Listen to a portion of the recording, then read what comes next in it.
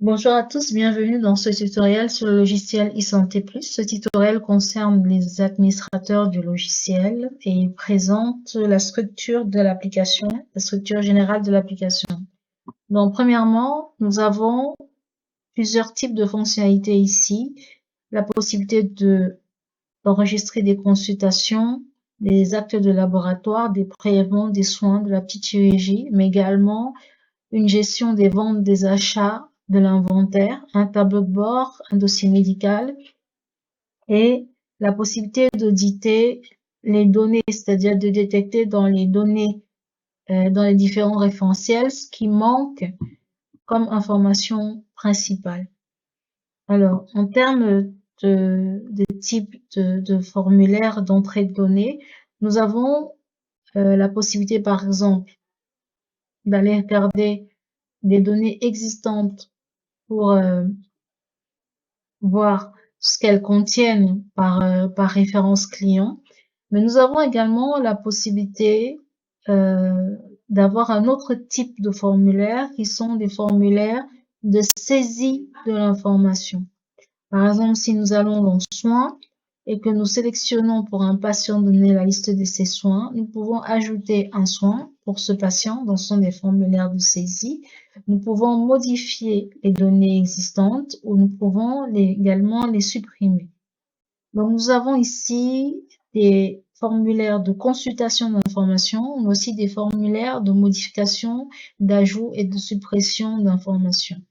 Alors, au niveau des types de données que nous manipulons, nous avons des données relatives aux articles, ça veut dire aux médicaments qui sont vendus. Ce sont des données qui sont manipulées dans vente et achat, inventaire. Et nous avons des données qui sont relatives aux clients, qui sont manipulées partout, dans presque tous les formulaires, puisque un acte de santé concerne un patient en particulier.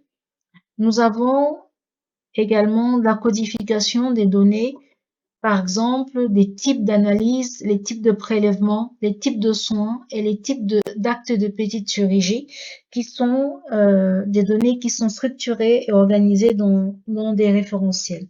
Et enfin, nous avons des données de type transaction, comme par exemple une facture est composée d'un article, d'un des médicaments, d'une référence qui a été achetée ou vendue. Ça, c'est une transaction. Mais également, des transactions sont comme par exemple un patient qui a reçu une consultation, qui a consulté ou qui a reçu un soin ou qui a effectué, sur lequel a été effectué un prélèvement. Ce sont des données de type transaction. Et nous avons donc les feuilles correspondantes. Nous avons des feuilles qui correspondent ici à des données de type référentiel, comme par exemple les articles. La feuille article, c'est la liste de tous les articles. La feuille petite chirurgie, c'est la liste de tous les actes de petite chirurgie. La feuille prélèvement, c'est la liste de tous les actes de prélèvement, etc. Et maintenant, nous avons les transactions. Donc, par exemple, prestations, soins. C'est une feuille qui va nous dire quels sont les soins qui ont été effectués sur quel client. Par exemple, prestation prélèvement, c'est une feuille qui nous dit quel client a reçu, sur lequel a été prélevé quel prélèvement. Donc, nous avons également des feuilles de type transaction qui sont par exemple les factures. Nous avons chaque facture, quel est le montant et quel est le client que cela concernait, le fournisseur que cela concernait.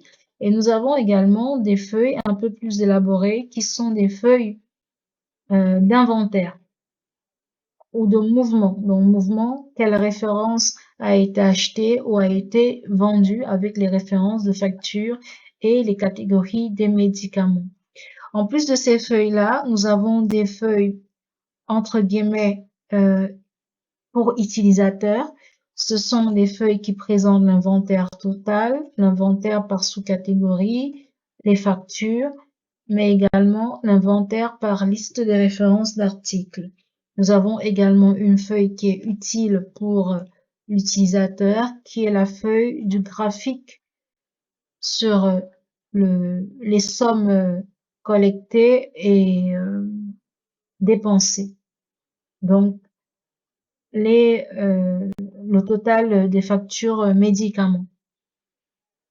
Voilà ce que je pouvais vous dire au sujet de la structure globale de cette application. Je vous retrouve bientôt pour un nouveau tuto. À très bientôt.